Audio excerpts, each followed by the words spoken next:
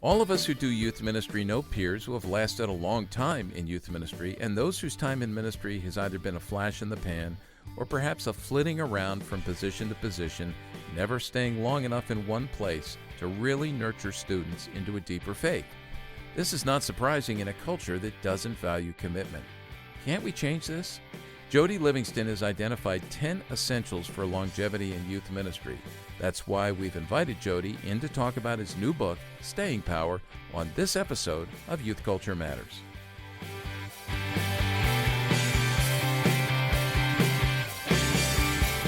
From the Center for Parent-Youth Understanding, this is Youth Culture Matters. If you're a parent, youth worker, educator, counselor, grandparent, or anyone else who cares about kids, we're glad you've joined us for this practical, informative, and hope-filled podcast. This is a place where together we talk and think Christianly about the rapidly changing world of today's children, teens, and young adults.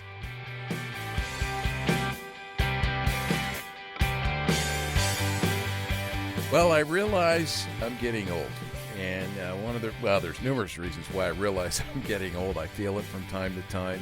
I look at the calendar, I look in the mirror, and I'm getting these emails from younger youth workers who are saying things like, "Oh, I can't believe you've endured so long," or "Your longevity is, admirable." And I'm thinking to myself, really, am I that old? And I did turn 69 last year, which means that if I can, it's not long, Chris, if I can get on the Methuselah plan, because I have 900 more years. He lived to 969, and I was looking at some biblical characters today and how long they were involved in ministry. Moses, didn't get started really till 80, right? And lasted another 40 years. So longevity is a wonderful thing, and I think God wants that, and that's what we're going to talk about today. It's a joy to welcome Jody Livingston, who is joining us from sunny Southern California. Today, I am jealous of that just because of all the snow and the cold that we've had here in Pennsylvania, the upper right part of the country. But Jody has written a book called Staying Power, 10 Essentials for Longevity in Youth Ministry. And we're going to talk about that today because I think that that's a topic we need to address for multiple reasons. And so if you're a youth worker, a potential youth worker, you're listening in, I know that today's going to be a profitable time for you. Parents, you listening too, because I'm sure there's some things you'll be able to take away from this and how to equip your youth workers, your youth pastors, for longevity, to encourage them. So, Jody, welcome. Hey, thanks, man. I'm excited to be here.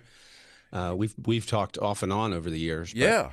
And even I think what we're getting into today, from a distance, you've been quite a mentor to me over the years. So, man, I'm super thankful. Yes. You talk about that longevity in you. Like, I remember starting out looking at that. Some of you guys, Duffy, some of those guys go, man, I want to be that one day. Yeah. Old. And so, Old. Yeah, old. Yeah. That's right. And I appreciate you saying that about being a mentor. I mean, we don't realize, do we? I mean, you don't know who it is you're mentoring, and our youth workers, you have no idea what you're saying, what you're doing with the students you're working with, what's going to stick. And you don't hear anything now, right? I mean, maybe down the road you'll hear things. So it's a joy for me to hear that from you, because I'd rather have you say I'm your mentor rather than one of your tormentors. So I always think about that, I think I've been a tormentor to a lot of people over the years, and sometimes even to myself. So thanks for saying that. That's very kind of you. And so the fact that you say that, this is where longevity is such a great thing. And we're going to get into that, but I really want people to get to know you a little bit. So first off, you and I know each other from interacting in multiple ways, but your podcast, say something about your podcast, and then just a little bit about yourself as well. And then I've got some questions for you to kick us off here. Yeah, podcast is called The Longer Haul in Youth Ministry.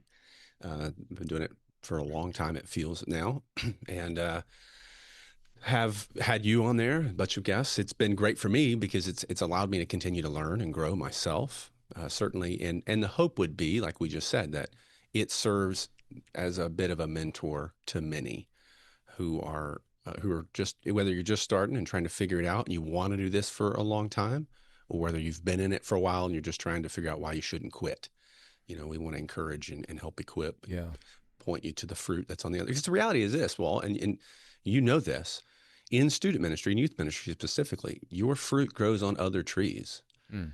You just often you're not seeing that fruit. It comes later, or other people get to reap the benefit of that fruit. And so if you're just on the fence at times, you'll walk away, because you can get really discouraged in student ministry. After a while, the games are still fun, but you've played this game 100 times. The kids get younger and you get older, and the culture gets more and more complicated and complex to navigate. Technology is bringing more challenges than we've ever thought. Our kids are wading through things that we would never have dreamed of even 10 years ago. And so, yeah, the hope is that we're encouraging folks along the way, helping them, equip them so they stay put. Yeah. Now, look, I'm looking at your little bio here that was on the book and online. And by the way, for those listening, you know the game. Chris Wagner, who's here in our studio, will be adding everything that we mentioned here, links to all of that when you find the player on our website, cpyu.org, for this particular episode of the podcast. I do want to say this before I go back to Jody. Chris, are you noticing the radio voice he has? It's a good one. It is I have to point it out because I think about that. People will say that to us. My wife was in radio. She has a good radio voice. And every now and then, it's like when you're talking on the phone, you're going, man, you should be like when you get a service person, you're on and you're going, you should not be taking tech calls. Yep. Yeah, you should be on the radio. So Jody, you should be doing a podcast. I have a face for radio too, so it helps. Yeah, well, that's my story too. We were just talking ahead of time about do we turn these podcasts into video podcasts, and we're looking at some different options for that. And I don't know if that's going to help us or hurt us when people see us. I mean, Chris and I are in the same room here across from each other in our studio, but yeah. So in your bio, I got to ask you about this one thing because I'm really intrigued by this. I know you have a wife, Sarah. You have 4 kids, Emma, Anna, Lizzie, and Jack. But do you still have that VW? I do. Yeah, tell us a little bit. This is like you're hitting a nerve for me right now because I'm a wishful car guy.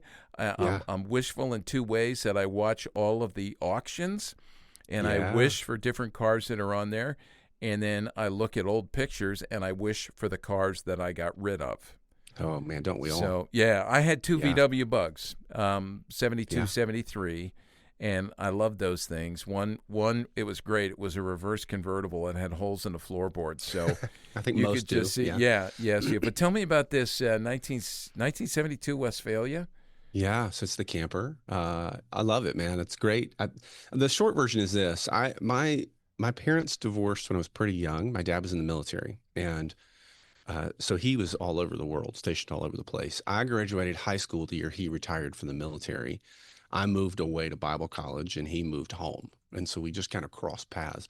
And I knew my dad some, but it was always from a distance, didn't have much of a relationship with him. He was a mechanic in the Air Force working on, SR-71 Blackbirds and B-2 bombers and crazy stuff. And I was a Bible college student. And so we'd had our first kid, Emma, and I just really I didn't have a lot in common with my dad at the time, but my dad loved Volkswagens. So I bought, you talk about your holes in the floor. I bought a 72 Volkswagen Beetle from the backyard of some guy on the condition that it would start and the brakes would unseize. Drove it home with no brakes in the rain. It was the worst decision I made, and got it home and immediately was like, okay, I got to fix the brakes. So I called my dad. Hey, my brakes aren't working. How does that? How do I fix that? And it just gave me an opportunity to talk to my dad. And in the midst of that, myself fell in love with these old Volkswagens. And so when we moved here to California, sold the Bug, brought the bus, and still working on it, still FaceTiming my dad to this day and driving it around. And I come home about once a week to a note on the window, somebody wanting to buy it. And it's a lot of fun. It's a car that makes people smile. Oh, yeah. Everybody smiles when you drive by, Yeah. It's a lot of fun. I love it. So 72, that's still, you've kind of got that, I'm trying to remember in my head because I have a friend who got one of these brand new, I think in 1969 with the top that pops up and the tent, the canvas is in there. So you're still that body style. You're not up to the Vanagon. I'm sorry to people who are listening to this, but this is you got to look all this stuff up. It's got I've got the top that pops up, right? The bed that folds down the back. Yeah. Stick shift. That's great. Yeah, you're over the wheels. Oh man, driving those sit things in front of the wheels fun. like Yep. Yep. Yeah. It's fun. It's a blast. Yeah. It's a blast. It's also a pain in the neck because it leaks oil like crazy because they all do, and I'm constantly trying to figure out how to keep it running. You fix one thing, something else breaks. I'm gonna tell you, sanctification. But it's a good hobby and it keeps you busy and keeps you young, right? So I'm gonna throw this out there. I keep telling my wife, I hint, and the hints are never taken. And of course, we don't have money to pay for something like this, but I don't know if you remember the Myers Manx dune buggy. You're from Southern California. I was in love with those cars when they came out. And I would love to find one. I see them every now and then. All right, so enough about that. We know you're into cars, but we do this thing every now and then when we get to talk to someone like you who's in youth ministry. We know there's a lot of youth workers out there where they want to get to know you. So I just grabbed 5 questions. We call this Take 5. We're going to make you take 5 questions very quickly.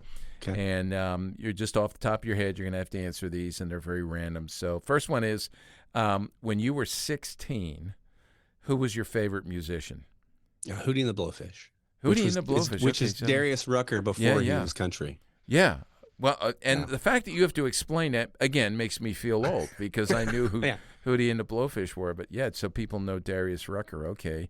Let me ask you about now. What's the main thing, number one thing on your bucket list? You have something on your bucket list that would be number one? Man, number one on the bucket list.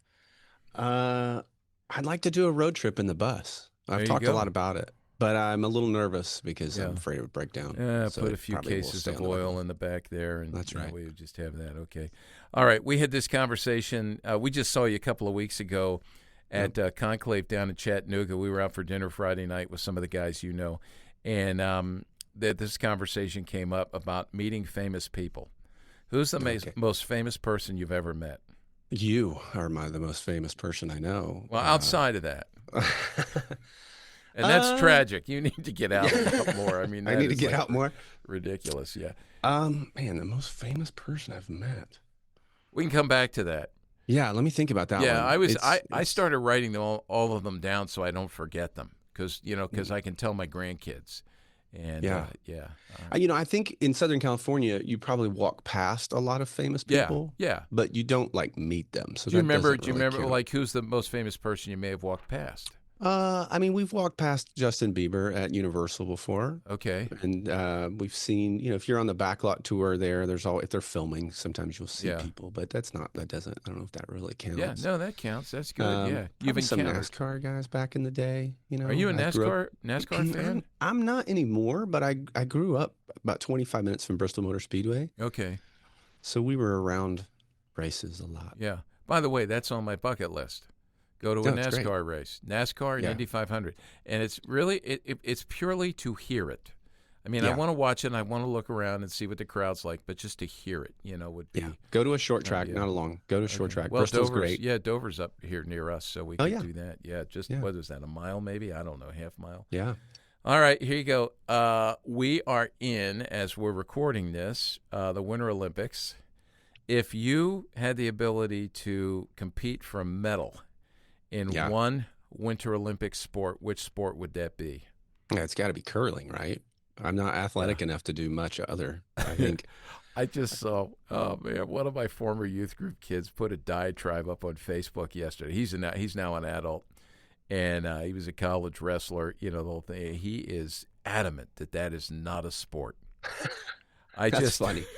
It's the only one I think I could play and not get injured. Yeah, at this point in my life. Yeah, really. I saw a guy posted a little thing on Twitter, a little video, and it was one of those robot vacuums. Those round robot vacuums. Oh yeah. He set it to go across the floor, and he was in front of it with a Swiffer, and just watching it. I thought that was creative. That's how you practice. Yeah. All right. So here's the last one.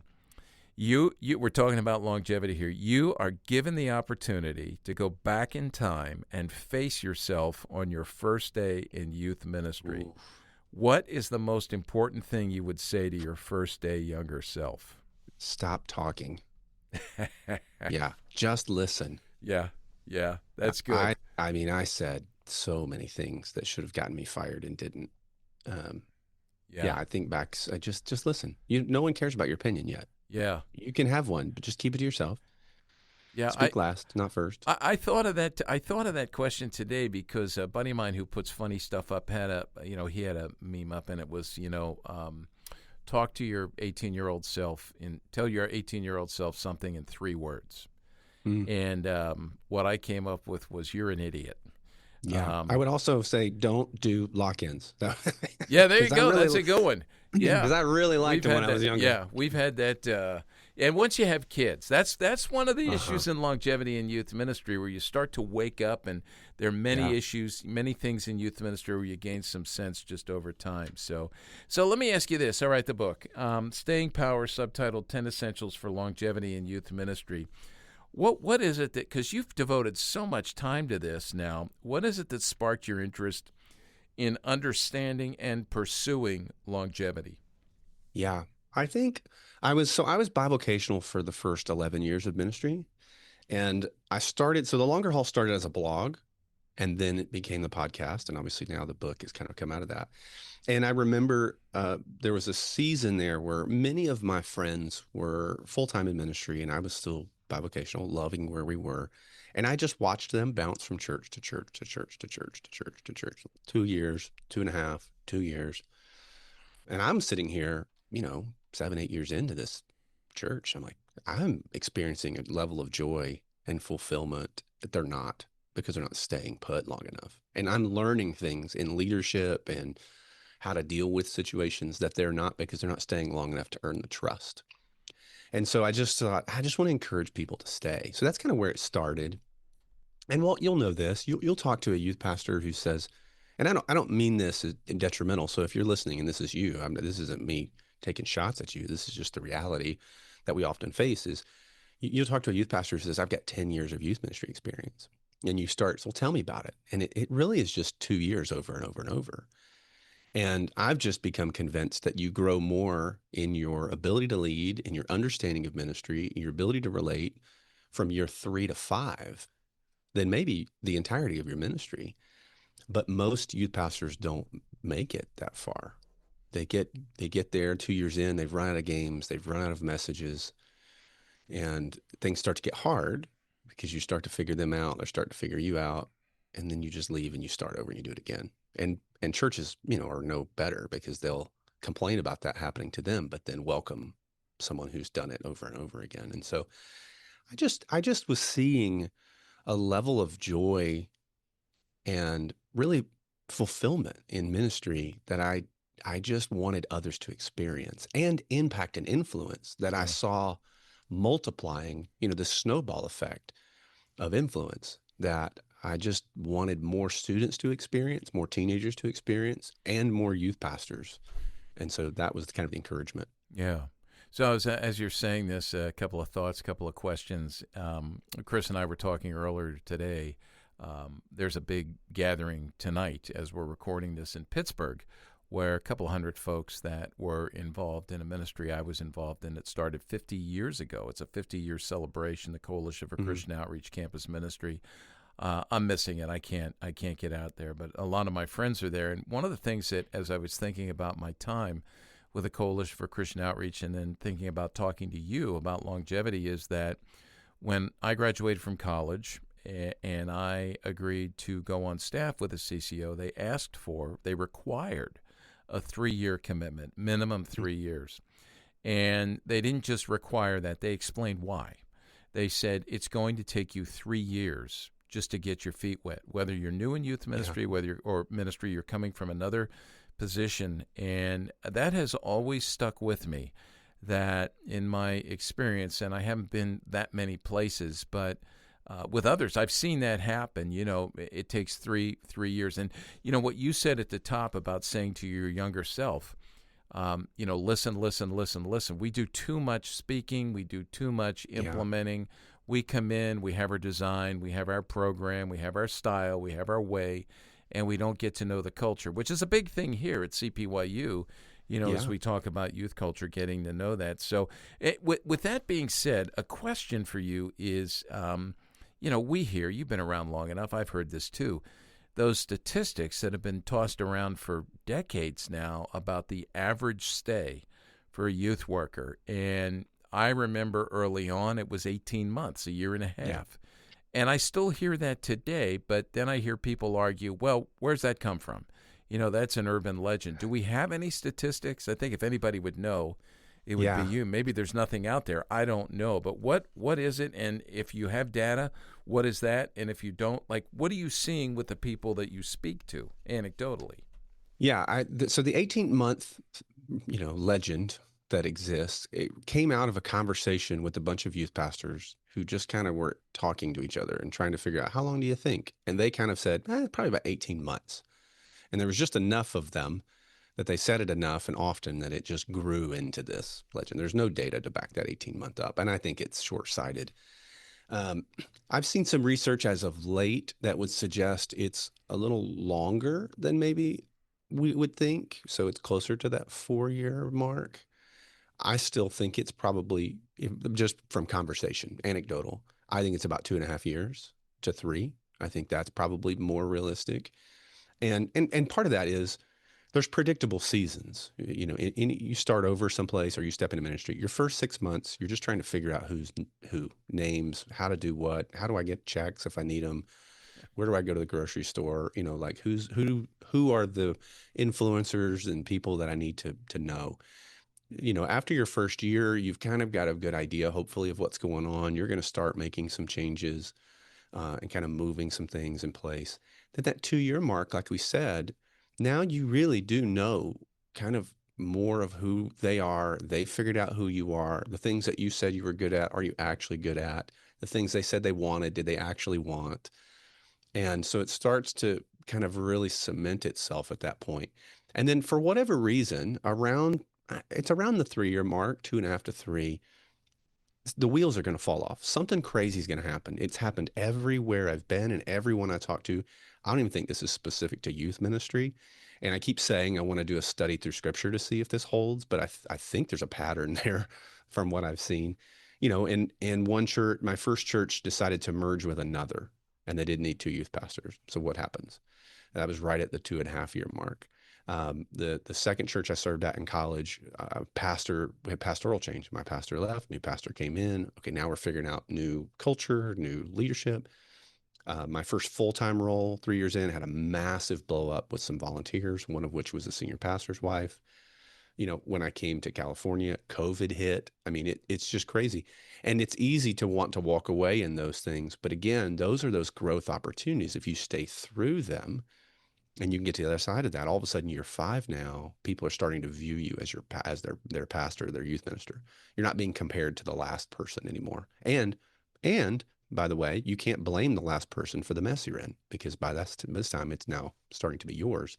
And then depending on if it's junior high or middle school model, you've probably got 7 years, 6 years, 7 years before you see a class come through to really be able to evaluate, are the things you're trying to do even working?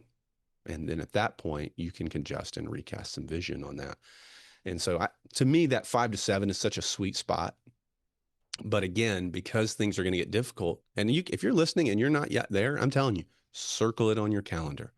2.5 to 3 years, there's going to be a major challenge come your way, and you're going to have to figure out how to navigate that. And if you'll stay through that or not get fired through that, then you've got a real chance to grow in your leadership and have lasting impact. And then what I've found true for me is that cycle really happens. About every 3 years, there's another challenge that's going to come. But the longer I stay, the more relational equity I have, the more understanding of the culture I have. The more trust I have, right? I'm able to weather that easier and easier as they go. And they don't feel quite like this massive wave that's going to overtake me.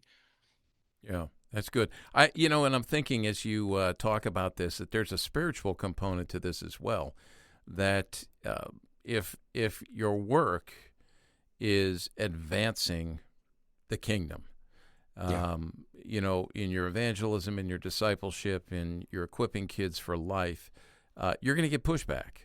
That's right. And the pushback always comes in the least expected ways. And, one of the things I say all the time. I remind people this is, Jesus said, where two or three are gathered together in my name, there I am in the midst of them. Well, the same thing holds true that if Jesus is in the midst, that wherever two or three are gathered in his name, the enemy's going to try to jump in and take everybody's legs out from underneath them. Yeah. And there's a variety of ways, that can happen. So you were just saying there, and this was one of my questions, in your opinion, why do youth pastors leave and I think you actually said sort of like jump around a little bit earlier. Yeah. And I was sub-questions as circumstances, false expectations. You've addressed some of that. Let me throw one more in before we take a break, because I'd love to hear you address this, because you and I are both involved. We were joking beforehand. We're involved in a lot of those Facebook groups. Yeah. And it seems like all the time, and by the way, I can't go in there as much as I used to. I just get so discouraged by some of the conversation and the fighting and the back and forth. So I think that's part of getting older too. Yeah. I just don't want to take it anymore, But, choose your battles wisely in your places. You're going to do that. But a lot of times you're going to get in there and you're going to see somebody, maybe they post anonymously, maybe they don't, and they just lost their job. Mm-hmm. And they're venting. And it's interesting to me that sometimes that's done with humility. Hey, please pray for me. And other times it's done, way too often, I believe, with finger pointing.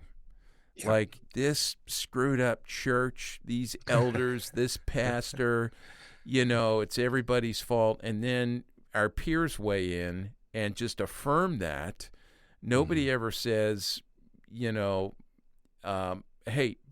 back up a minute and look in the mirror. Did you do anything that might warrant the authorities that we have over us, and we've got to understand that might warrant them saying to you, hey, it's time to go. This could be a learning opportunity for you in terms of change. Yeah. Talk a little bit about that. How much do you see that? It's my fault that I'm leaving. Yeah.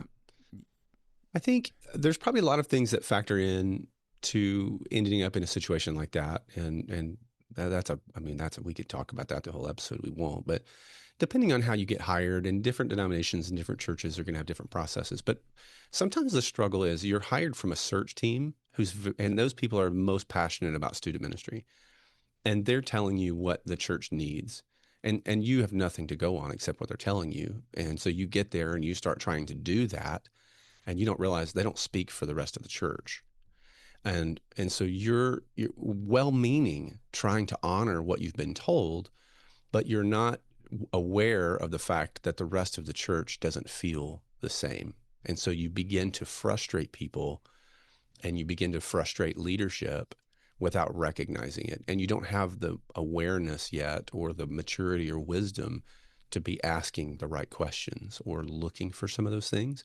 And so then all of a sudden you end up getting fired, and you're like, I don't understand. I did everything they told me they needed and wanted. And it's like, well, yeah, but you weren't listening to everyone. You listened to the people who were most invested and most passionate.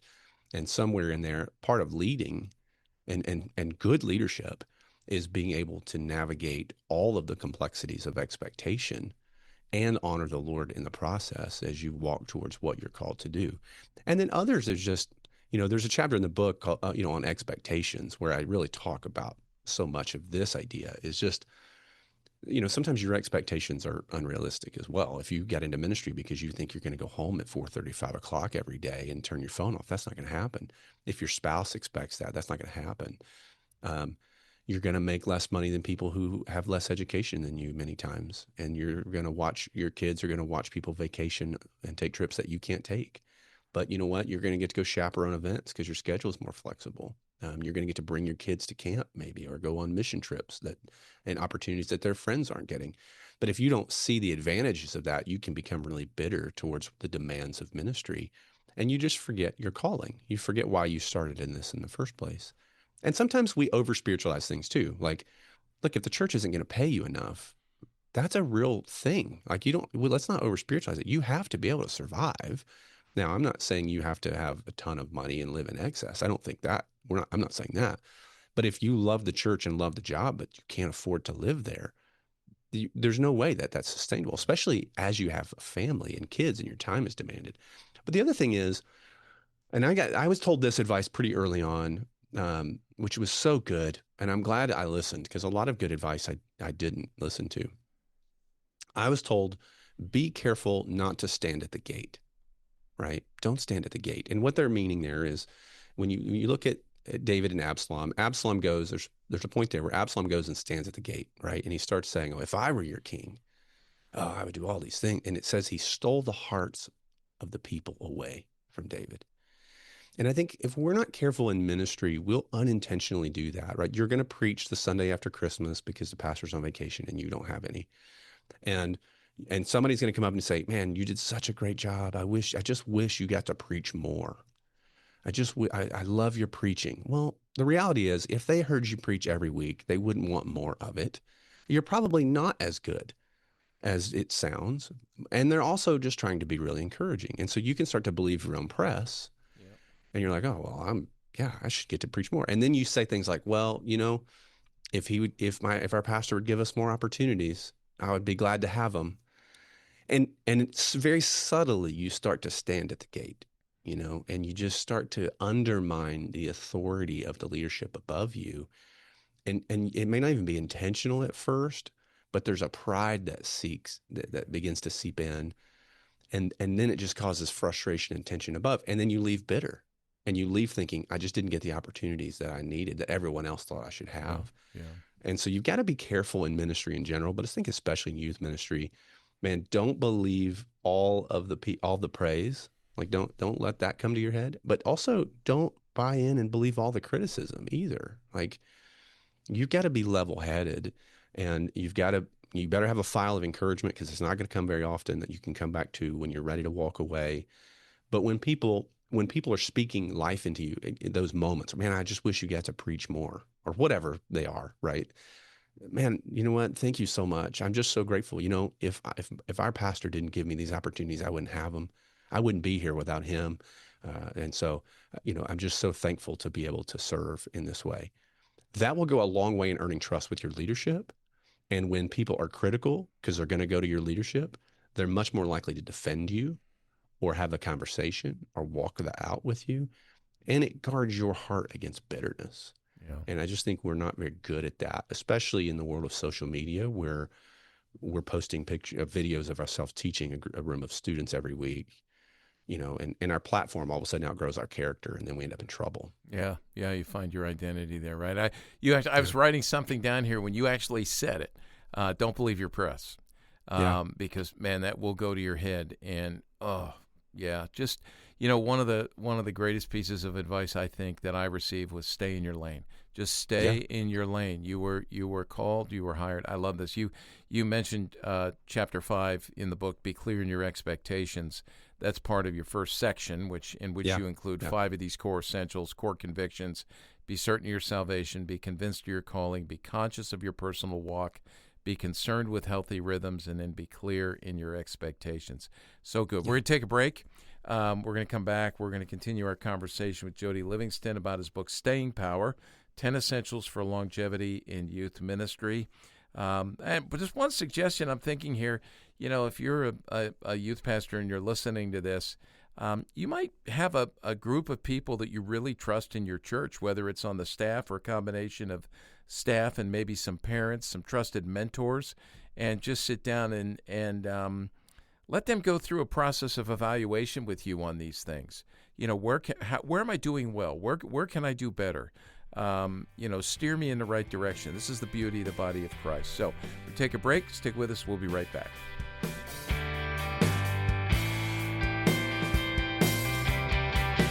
Our mission here at CPYU is to increase the ability of home and church to nurture children and teens into a lifetime of biblically faithful, whole-life Christian discipleship. That's why we've created our free weekly Youth Culture Field Report. It's a weekly resource filled with the latest youth culture news, research, trends, biblically sound analysis, and more. If you want to lead the children and teens you know and love through the rapidly changing world of today's youth culture, you need to subscribe to this free weekly resource. It's easy. Just go to cpyu.org and scroll down to find the subscription link. Subscribe to the CPYU Youth Culture Field Report today so that we can walk alongside you in your efforts to nurture kids in the Christian faith.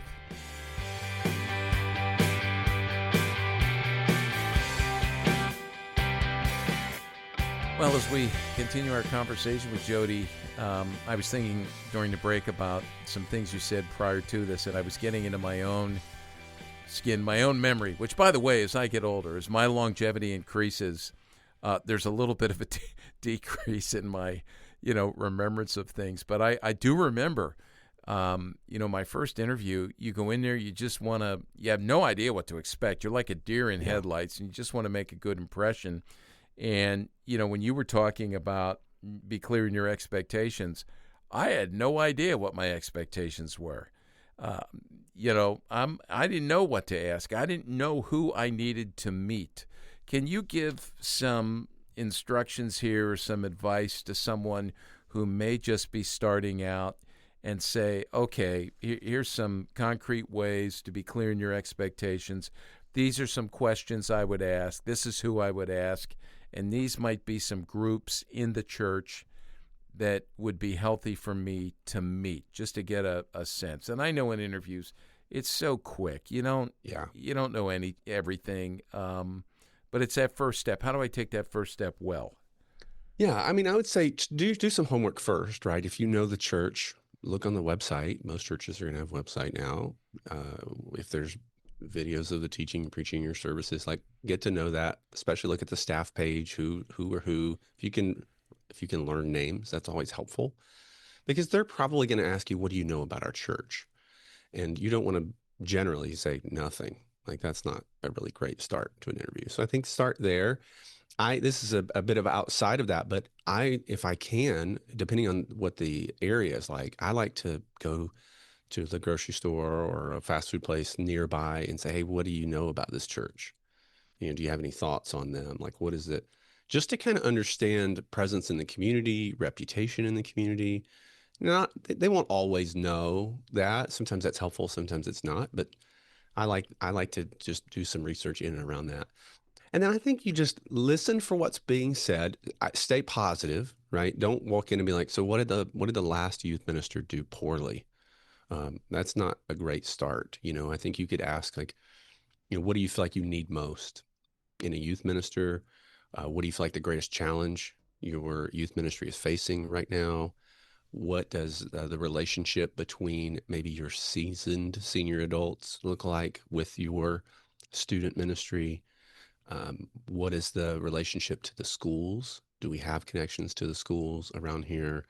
Tell me a little bit about your structure. When are you meeting? I love the question of, let's say you hire me and 2 years from now, someone's talking to you and you're telling them I'm doing a really good job. What is that? What am I doing? What would you be saying that I'm doing?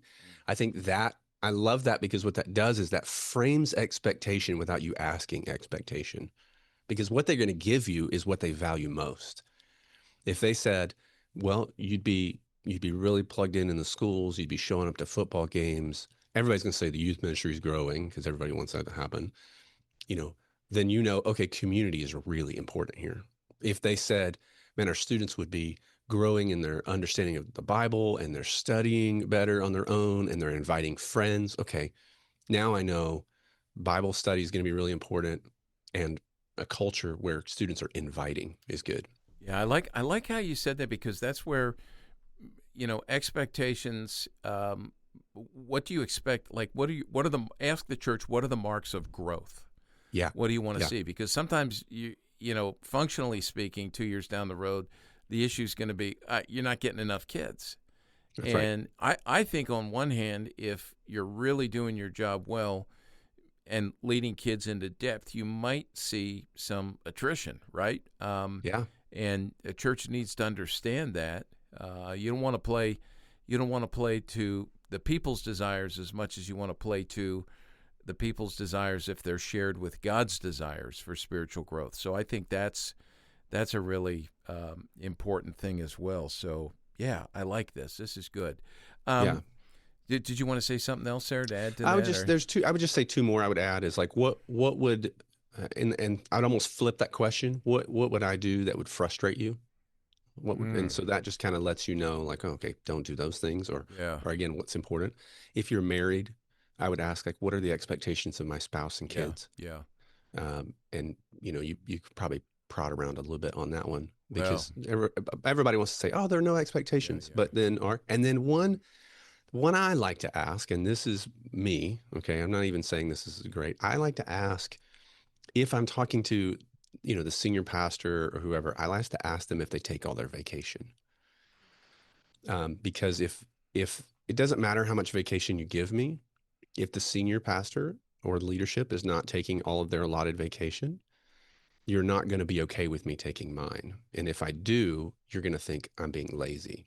And so I need to know, when I've found is leadership who don't take all their vacation usually are workaholics, and that expectation is maybe sometimes unspoken, but unintentionally passed down. And so you might be getting 2 weeks of vacation a year or whatever that looks like.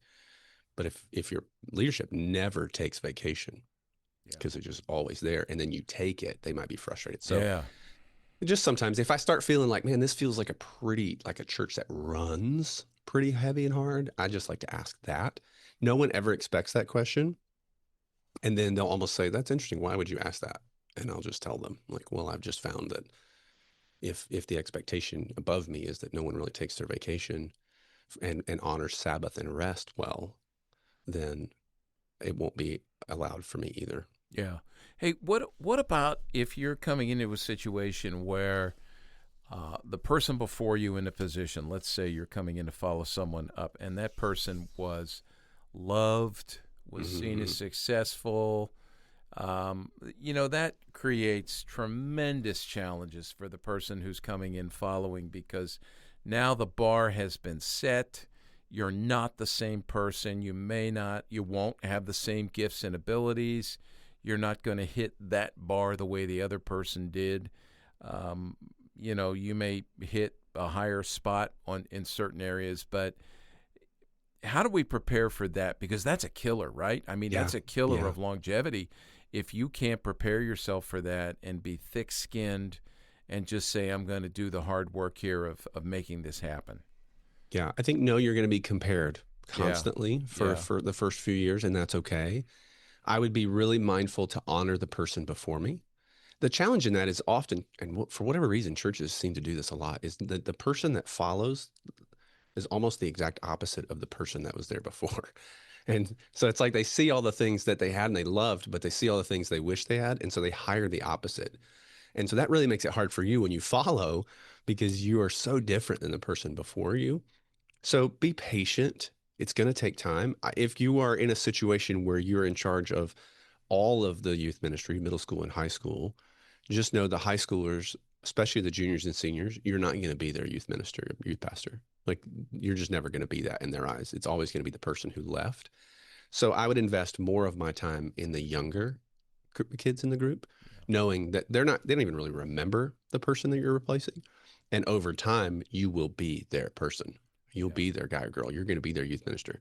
yeah, And so I would invest heavily in there, work to build relationships and trust with the volunteers and leaders. You're going to have to work to build trust with parents, and then just be patient, right? But don't come in and criticize. The worst thing you can do is come in and criticize yeah, everything the person did before you, if they're well loved, even if you think everything they did was stupid. You just can't say that, yeah, because in the end it undermines your credibility and trust, because they did trust that other person and they don't even know you. And so it's kind of a waiting game. It's one of the benefits of the nature of youth ministry. It's so transitional. Sometimes most of the time it's frustrating. Like, we only have these kids for this long and then they're gone and we don't know. But the beauty is, also, I get a new group of students every year. So, and when I come in and I'm replacing, I'm just going to lean into the younger, knowing that those younger are eventually going to be my juniors and seniors. And if I build a healthy culture among them, starting when they're in junior high, middle school, by the time they're juniors and seniors, then they're pouring back. And all of a sudden now we've moved on. No one, and again, it goes back to what we talked about earlier. Man, year 5, nobody's comparing me anymore. yeah, yeah. Nobody's comparing me So anymore. you're saying don't come in and burn the previous youth pastor in effigy out in the Yeah, parking that's lot. right. Yeah, just right.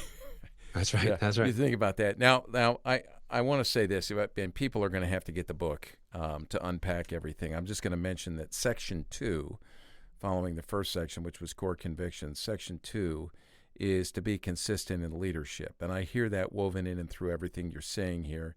Be careful to lead from vision, be continually building a team, and be consistent in communicating. Now, in the communication part, obviously one of the lines we need to connect or dots we need to connect is ourselves with parents. Yeah. How does ministry to parents play into the whole longevity issue, and how have you seen that work itself out? I wish I had, you go back to things you'd say to 18-year-old you. That's probably one of them is parents Yeah. aren't the enemy. I just needed parents to drive a rental car because I wasn't old enough to drive the Right. van. And so they were just in the way. And over time, especially after you become one, you realize, oh, this is probably more important than the teenager Yeah. because parents are the ones who are going to pay for things. They're the ones who are going to drive them to and fro. They're the ones that are going to largely choose what the kids are going to participate in. But we know, I mean, study after study after study shows that parents are the number one influencer in a kid's life. Yeah. Fuller Youth Institute just came out with research on Gen Alpha.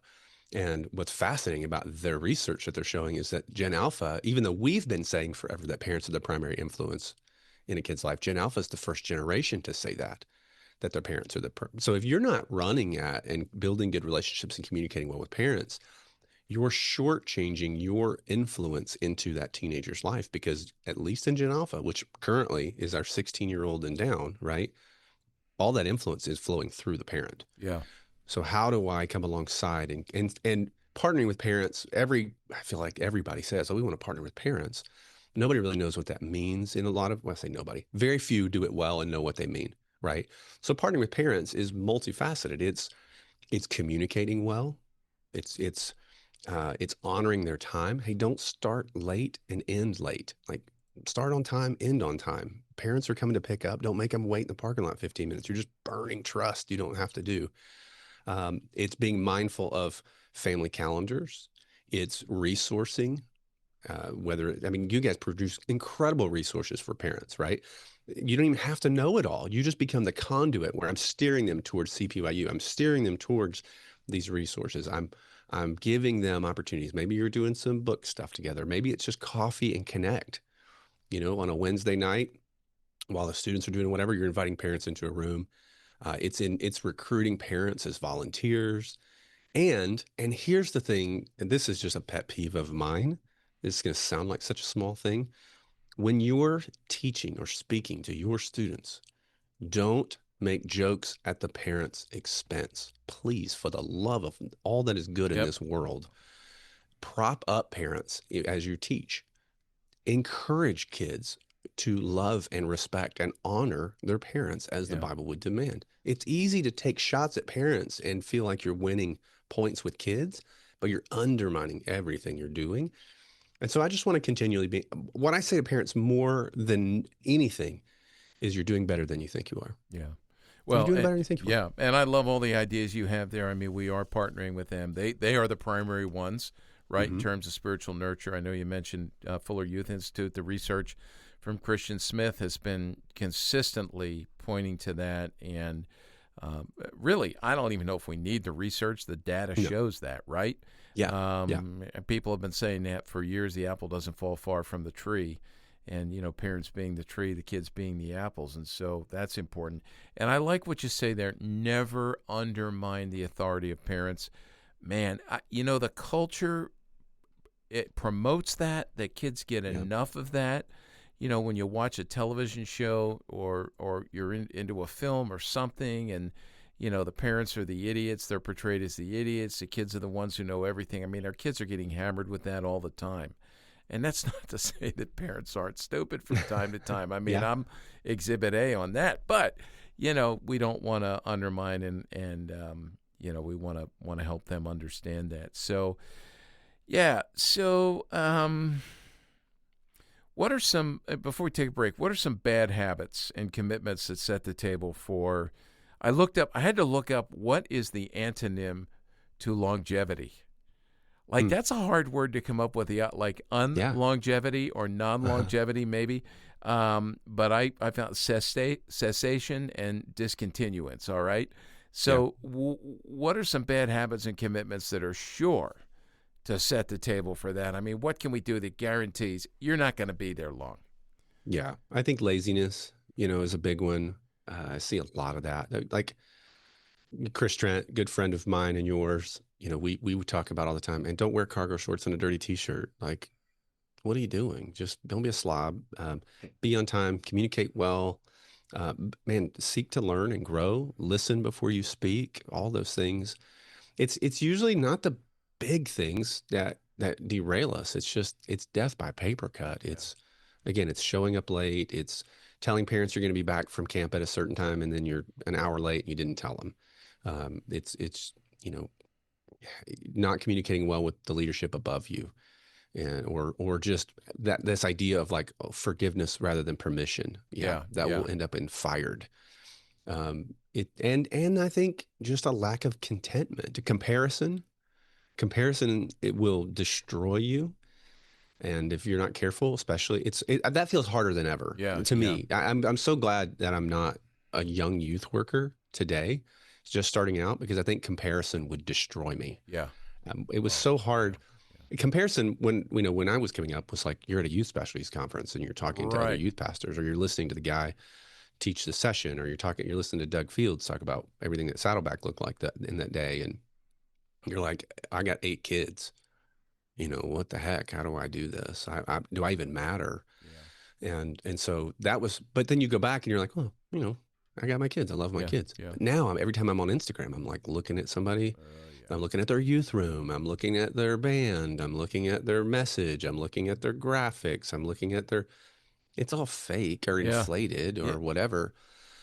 But it's just, oof. I don't know how we do it. Chris and I kind of laughed, and I saw him smile over there across from me when you were earlier talking about all the pictures we put up of ourselves teaching and being in the front of the room and the lights and the smoke machine, and the kids look like they're in a 22nd century theater. I mean, that's not helpful to anybody. It's not helpful. No. It's not helpful. No. I'll add one more thing just before we you made me think of this.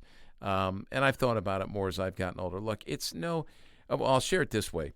Duffy Robbins and I, this is before we take a break, Duffy Robbins and I, we spend a ton of time together. And Duffy's a music lover, I'm a music lover, and a lot of our tastes cross over, and we will go see, we've done this on a few occasions, we'll go see bands that existed when we were growing up that we loved. And they've become nothing more than maybe one original member of the band. And it's now like a tribute band. And we just got like, I'm rolling my eyes going, you got to be kidding. But here's what happens. At every one of these concerts, they start getting into some of their hit songs. And there's people my age and older who go to the front of the room and start to dance. And I'm looking at them going, stop, you shouldn't be doing that. I mean, I'm sure when the music was new and it was the original band, you could do this, but you're not pulling it off right now. And so it's that kind of thing where, just realize how old you are, realize who you are, act your age. Kids love authenticity.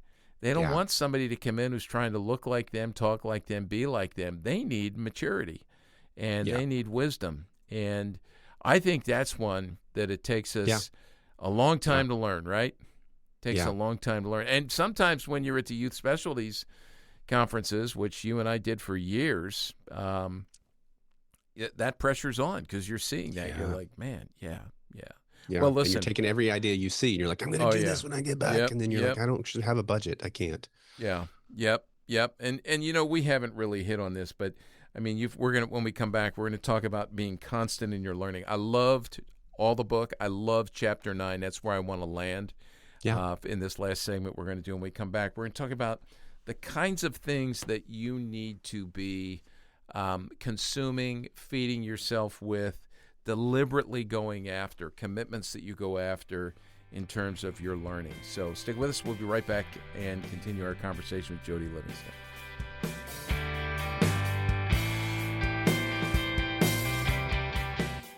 If you enjoy listening to Youth Culture Matters and would like to support the ongoing efforts of this ministry, you can do so by visiting cpyu.org/giving to make a donation.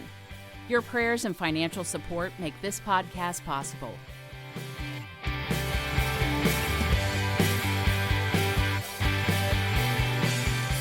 So as we jump into this last segment here, this conversation with Jody Livingston about his book, Staying Power, 10 Essentials for Longevity in Youth Ministry, I want to remind you that we have a whole archive of over 200 episodes of this podcast, Youth Culture Matters, and it's searchable. You can find it at our website, cpyu.org. We've had fascinating conversations, much like this one, just consistently over the years on all things related to youth culture. And certainly this topic we're addressing today relates to culture as we think about how we're going to interact with our students as culture changes so quickly, how we're going to interact with parents as culture changes and switches up so quickly.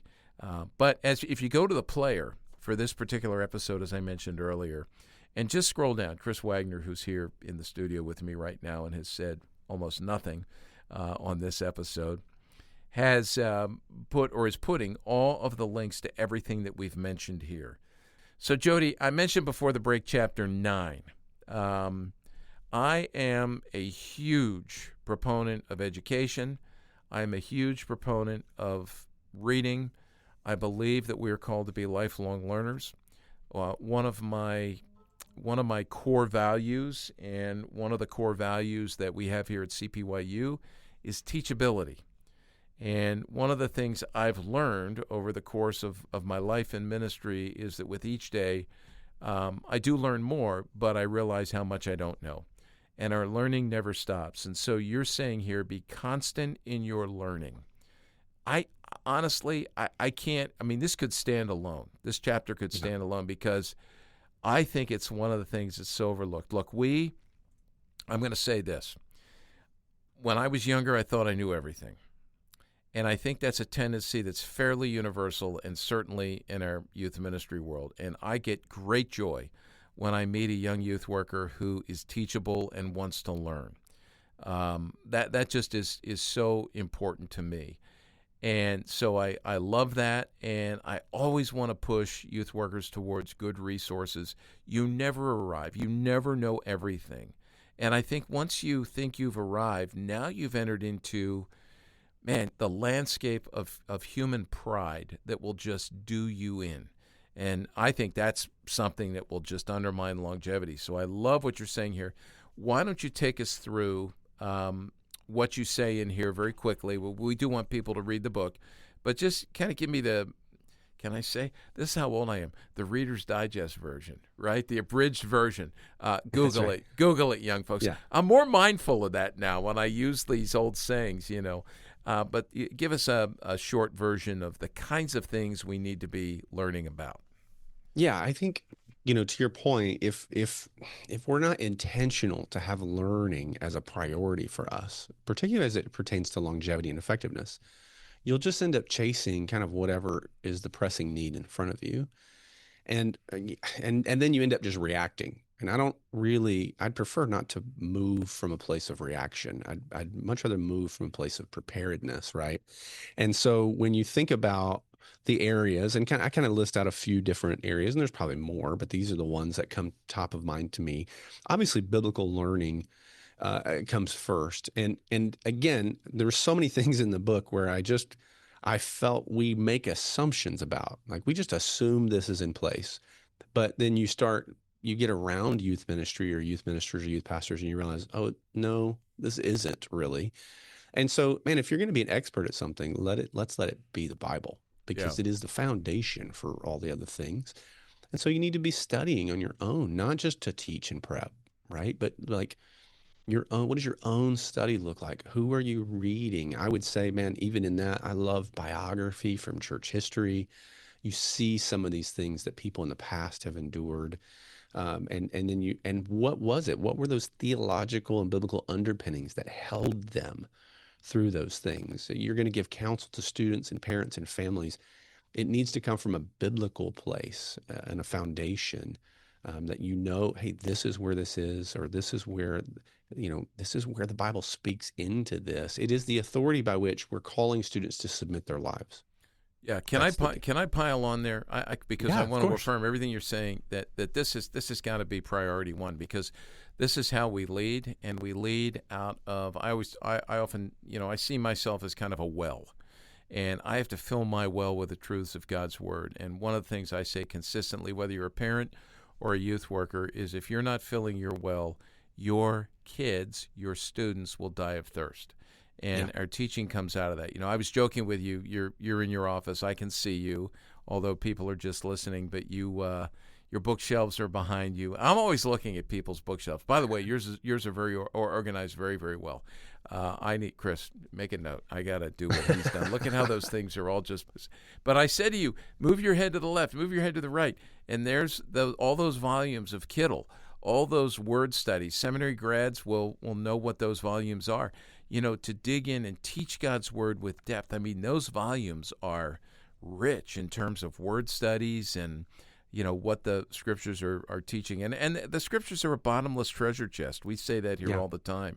So I just want, when I say I want to pile on, I'm affirming you and Yeah. saying this has got to be, priority one above everything else.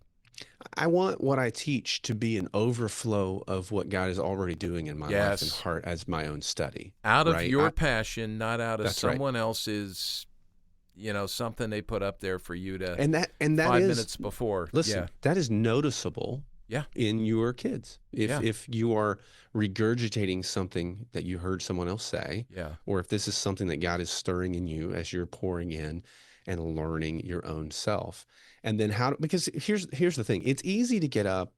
You could get by, well, first of all, in our world, you could buy enough messages that you don't even have to study, and Yeah. no one would really know. You'd take the church's money that they're tithing and giving to you, and you would use that to outsource your ministry while taking a salary. And that's a soapbox I won't get on, but I could.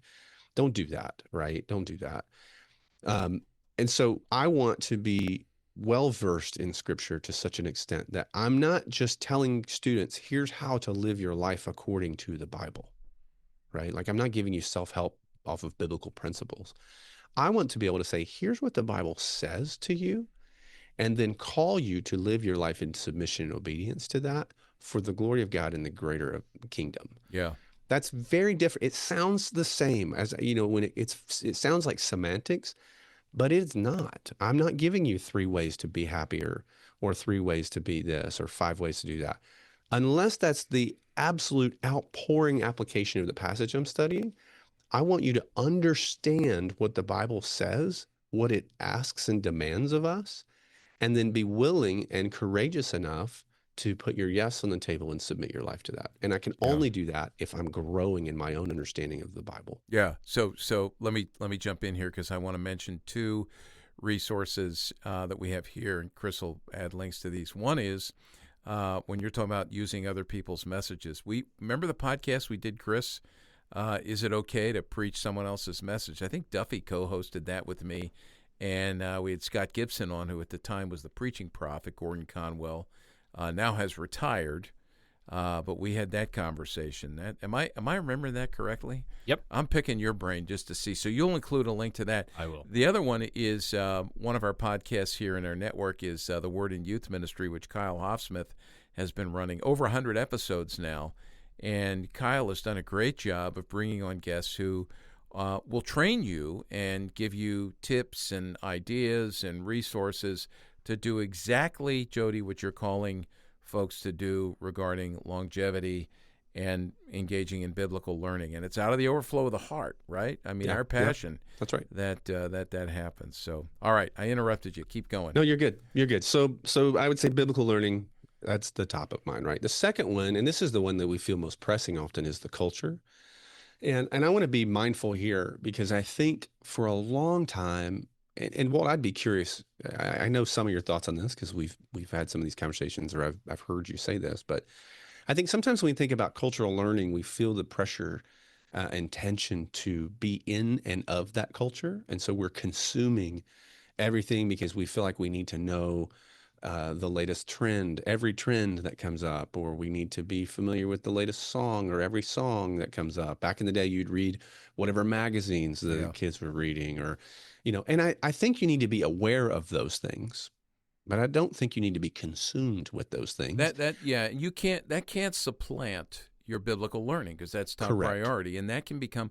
I mean, the culture. You said this earlier. The culture's changing so quickly Yeah. that we could just be swallowed up by this. This is a full-time job for us in many ways here, Yeah. and we're just scratching the surface.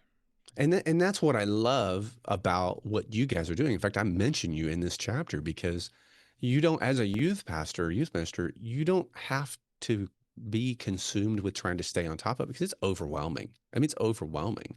But you can't also, on the other side of that, go, I'll never keep up, or I'm too old, and just dismiss it, because it is the culture in which those you are ministering to and trying to reach are in and Yeah. living in. Yeah. So you don't need to know the latest, slang word or trendy word or topic and quote that from your message. It's not gonna. They're probably just gonna think you're dumb for trying, especially if you're older. You don't earn cool points there, but you do Right. need to know. You need to be aware of it. And so there are great resources. You guys do some great. There's tons of research out there. Be aware. Be intentional to learn and grow in your cultural awareness. And in some ways, this is an extra challenge in youth ministry. We're dealing with and running at issues on the student ministry level that the adult ministries haven't yet had to touch. And so I'll give you an example. Maybe 5 years ago, 6 years ago, we were really being we were walking through a ton of transgenderism and same-sex attractedness, and families trying to navigate that. And the questions were coming up often, like with cabin assignments, small groups, like how does that, what do we do there? How do we do that? And so we're navigating that the best we can. But when I'm going to our other pastors and elders and talking about on the adult level, like it's not there yet. They're not dealing with it yet. It's coming. They're feeling it as they're counseling parents and families. But on a weekly basis, our student ministry is trying to figure out, okay, what the heck do we do with this? And so you're you're running out ahead a little bit of where much of the church is. So you kind of have to be able to look down the road and not predict necessarily, but kind of guess sometimes, where is this going? How does this affect us? And then you think about longevity. What we do now needs to be durable. It doesn't mean it can't change as culture changes, but if I'm going to set something in place now, I need to be able to be consistent with that later. And I don't often have the ability to get a lot of wisdom or see how the rest of my church is dealing with that, because it's not often dealing with it. And those are extreme, obviously, examples. There's a billion of them. 15 years ago, it was self-harm. 20 years ago, it was eating disorders. There's always something. Depression, anxiety is taking over everything. But I think that's an extra challenge for us in youth ministry. And so you can't wait until it comes to you from the adults above you. You've got to go out and find folks who are figuring that out and resourcing you there so that you can be aware. You used a phrase, in but not of. I mean, you alluded to that, which is from the high priestly prayer of Jesus the night before his death, John 17. We refer to that a lot here, and that really is the way we are called to live: be in but not of.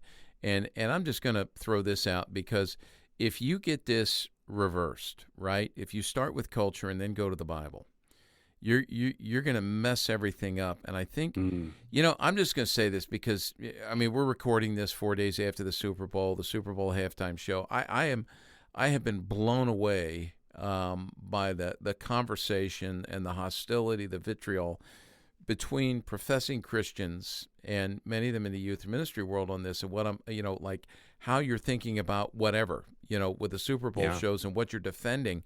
And I'm finding people defending things based on cultural categories as opposed to biblical categories, and not exercising wisdom and discernment. And I throw that out there because I want to say to the young youth workers who are looking for longevity, it's not just staying in youth ministry, but staying in youth ministry in faithful ways, which is what is beautiful about this chapter you have here. And that means you need to be in but not of the world, and you're going to push back counterculturally on so much of what's out there in the world. And that's our prophetic calling. to speak the truths of God's word to the current realities that exist. And there are going to be times where you're not going to win many fans, Yeah. but Yeah. from parents right on down to your students.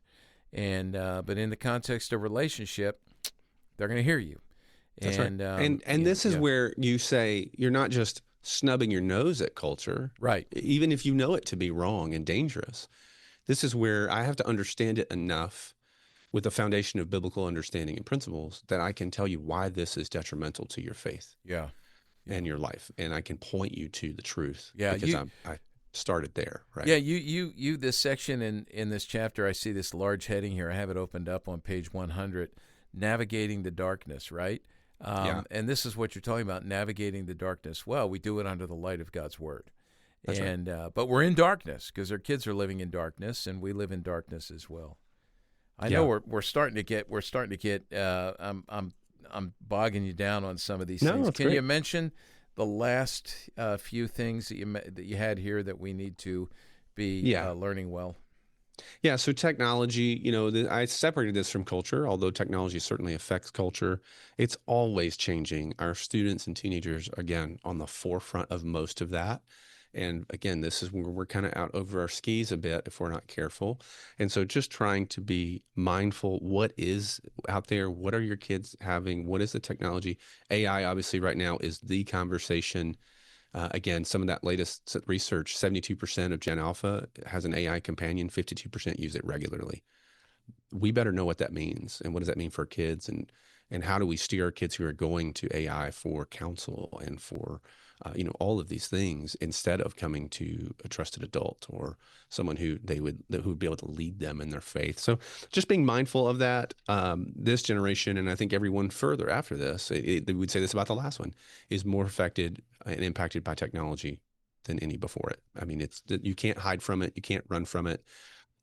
Doesn't mean you can't go through life with a flip phone as a youth worker. You totally can, but you better know how to navigate the others as you're having conversations on that. I would love to just not have a phone at all, but I'm that old. And then generations, I've alluded to this a bunch. Every generation brings its new challenges. The gap is shortening between generations because of technology as it comes out. And it would be the extra challenge in the generations is because of that, the shortening of the generations that we're seeing, it means that we're no longer ministering to two, right? So 20 years ago, I had a generation of students and I had a generation of parents, and I may have had some in a generation of grandparents. But now I may have grandparents, parents, and then two generations of students. Or, depending on, and because so many parents even are waiting late till later in life to have kids, I may have 6 or 7 generations that I'm having to interact with in my student ministry at any given time. And every one of those are going to parent uniquely based on their generation, see the world differently, and understand how I relate to them differently. And so I should be mindful that it's not a shot, one for all kind of deal. I'm going to need to impact them, influence them, speak into them differently, encourage them differently.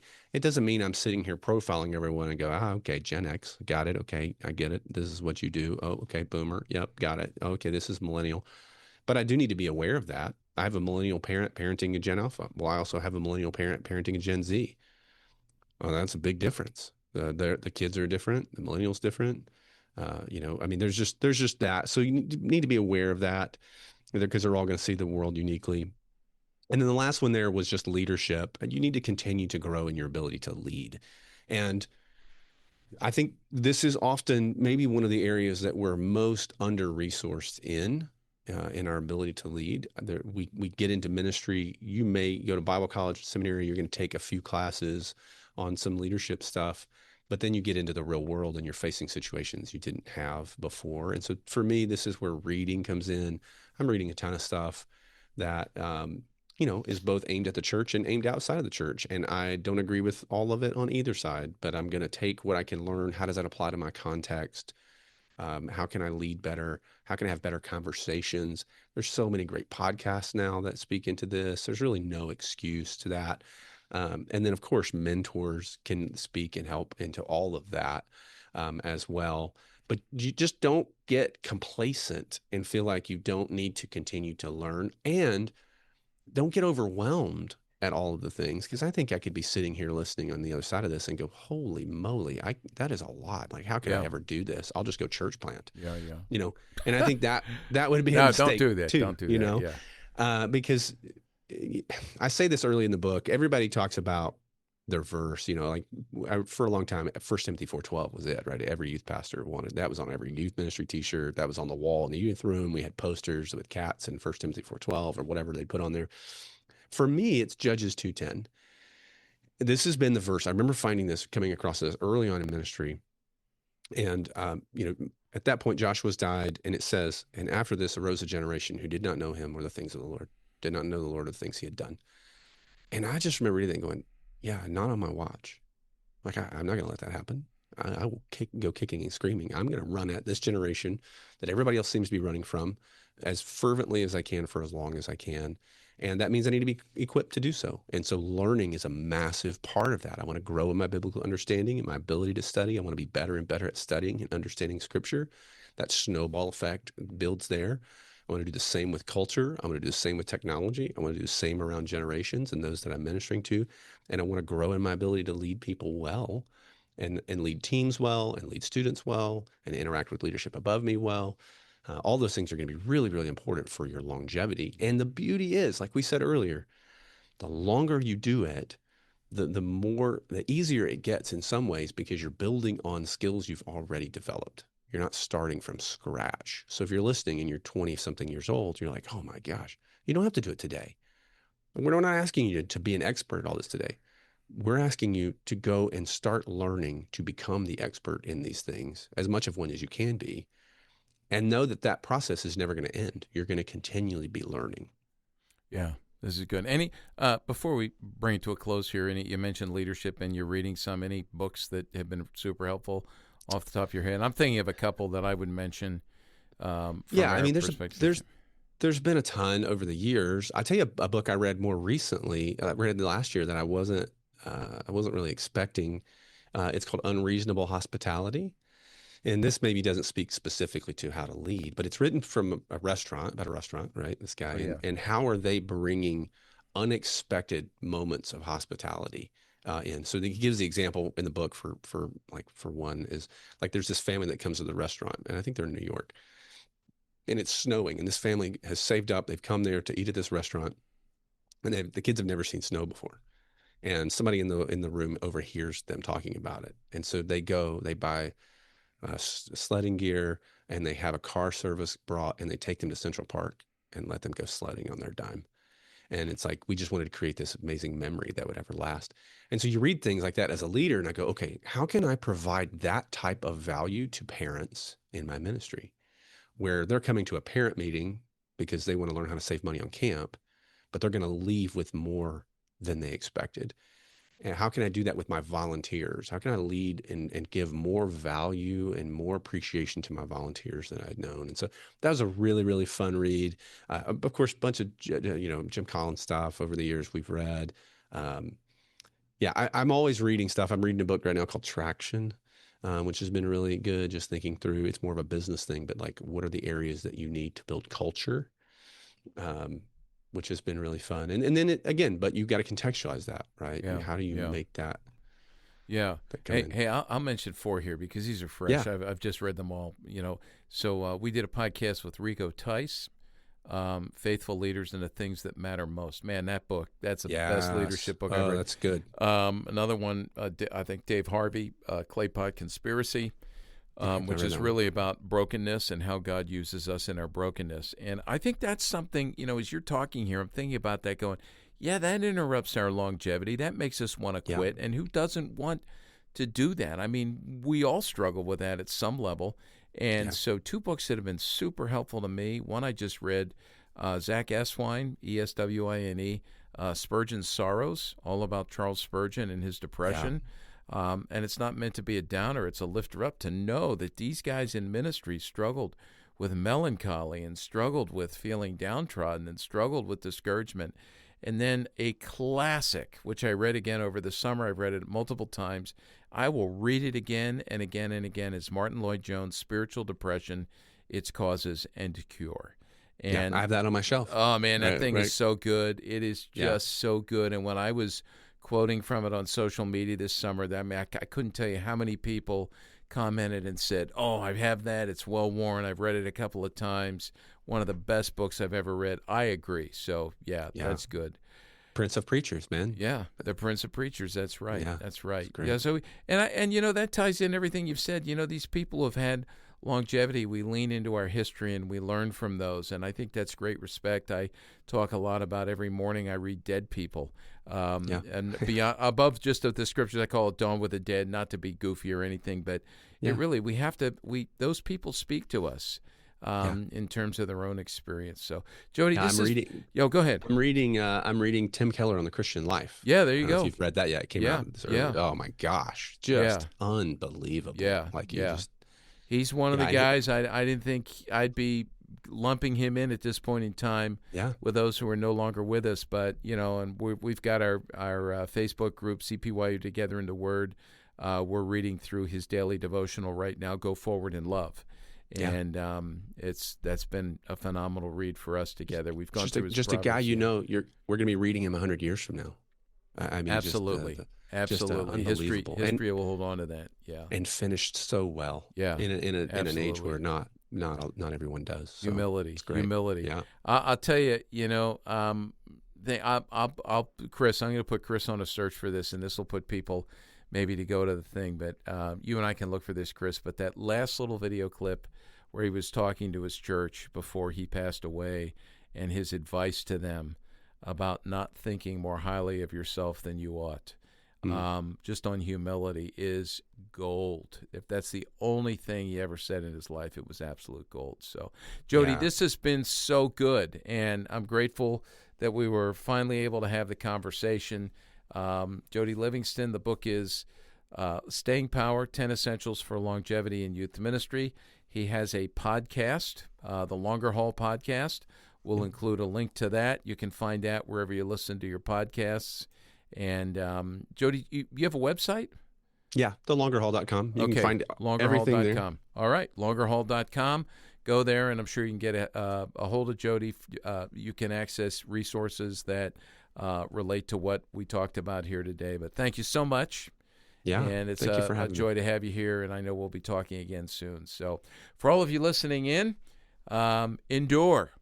Hang in there, stay in there, work towards longevity. You've got some great advice today, valuable stuff that I know works. And so, carry on, and carry on in faithfulness to the Lord. So until the next time, thank you for joining us, and we'll catch you on the next episode of Youth Culture Matters. Thanks for joining us for Youth Culture Matters, a podcast from the Center for Parent-Youth Understanding. If you'd like to learn more about today's youth culture, visit our website at cpyu.org. And if you have any questions, comments, or feedback, email us at podcast@cpyu.org.